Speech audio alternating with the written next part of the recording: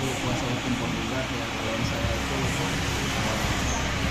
mengajukan gugatan perceraian terhadap suaminya di Pengadilan Negeri Jakarta Utara, dan perkara itu perkara yang 424 PJTB dari 2024 PN Jakarta Utara, dan perkara itu sudah diputus pada tanggal 3 Maret 2025. Kalau perkara ini sejak awal itu persidangan itu mulai bulan Juli tahun 2024, lalu 9 Juli, ya sekitar 7 bulan lebih lah perkara itu diputus. Namun putusannya ini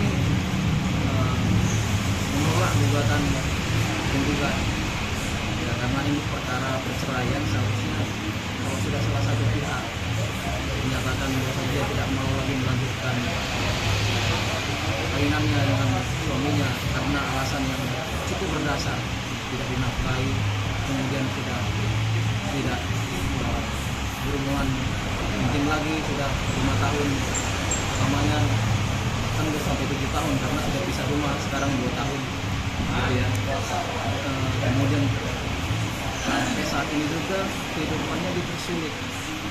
Sejak ada gugatan ini, anak-anak tidak dinafkahi, terutama untuk biaya pendidikan kan saat ini sedang berjalan.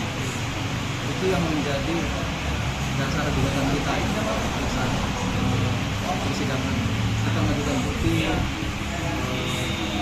mengenai nafkah anak itu dasar kita menuntut, tapi hakim tidak mengabulkan gugatan. Bahkan kami mendapatkan bukti-bukti kami yang ada beberapa yang dipenggal kata-kata kalimatnya. Kemudian pertimbangan hakim juga ada yang tidak benar dalam kalau dikaitkan dengan fakta-fakta persidangan. Seharusnya tidak boleh hakim itu membuat pertimbangan yang mana alat bukti itu tidak pernah ada di persidangan, seperti akta perdamaian. Kami tidak pernah membuat akta perdamaian.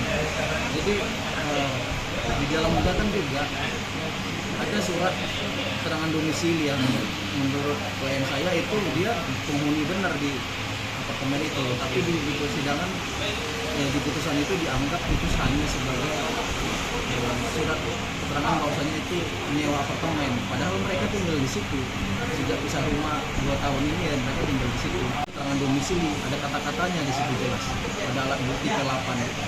Nah kemudian karena hidup penggugat ini dipersulit ya dan anak-anaknya, ya kita sempat ya membawa ibu ini konsultasi ke psikologis dan hasilnya dilihat bahwasanya memang ada kecemasan karena sedang menghadapi permasalahan perceraian yang sedang dihadapi ini, belum putus gitu.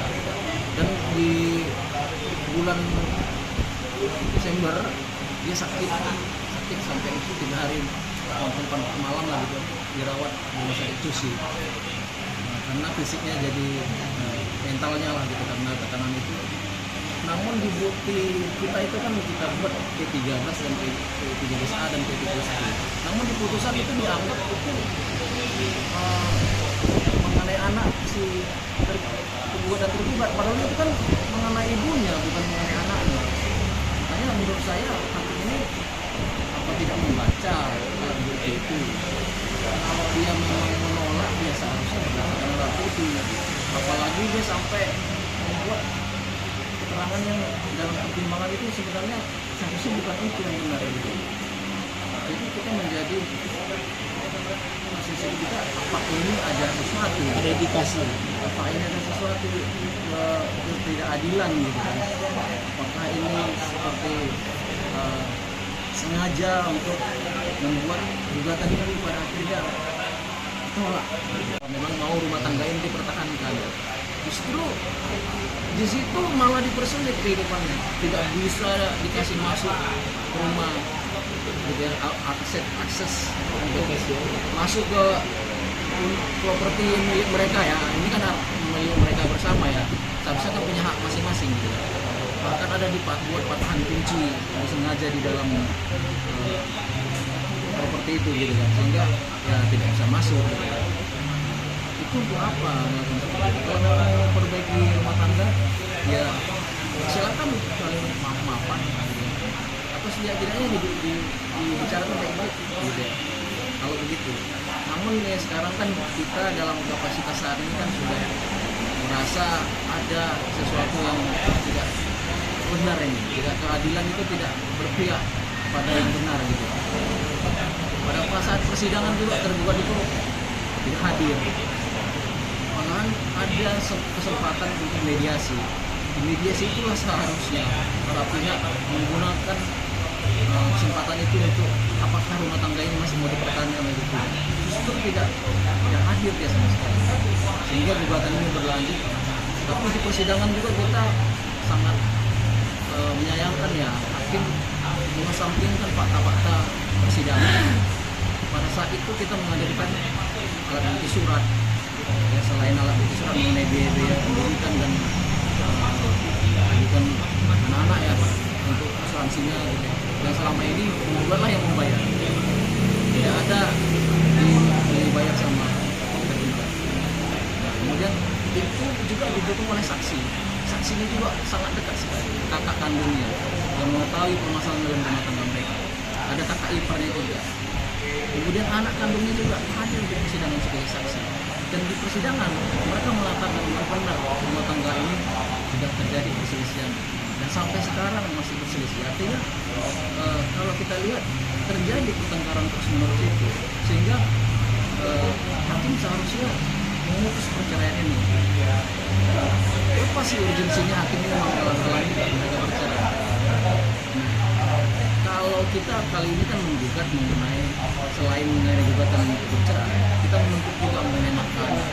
Karena anak-anak ini juga yang mengurus dan merawat adalah ibunya.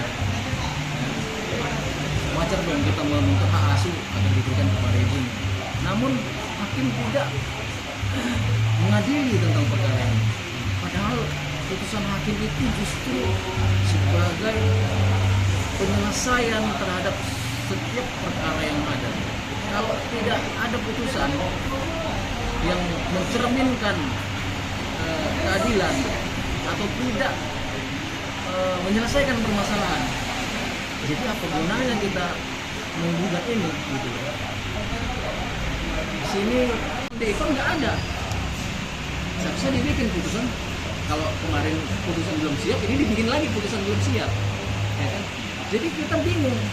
Nah, sejak putusan tanggal 3 Agustus itu kita baca pertimbangannya, kita kecewa sekali. Nah, langkah yang kita lanjutkan seharusnya kan banding ya, tapi sebelum kita banding kita sudah buat laporan tanggal 10 Maret 2025 kita melapor ke KAI supaya hakim ini diperingatkan lah, yang tidak janganlah mempersulit klien saya dan juga jangan dipersulit, apalagi dia seorang wanita yang saat ini sedang berjuang untuk ketiga anaknya juga lagi sekolah, biayanya juga cukup besar. Jadi kita hanya mau membentuk atau memastikan bahwa hukum itu apakah bisa ditegakkan. Kita mau kepastian apakah ibu ini bisa mempertahankan haknya, hak hukumnya, bahwasanya karena perlakuan yang dialami dia mau menyelesaikan melalui hukum, bukan di jalanan begitu. Menyikapi permasalahan ini dan lebih teliti untuk memeriksa alat bukti yang kami ajukan supaya ibu ini juga mendapatkan perlakuan dan keadilan yang sesuai menurut yang seharusnya.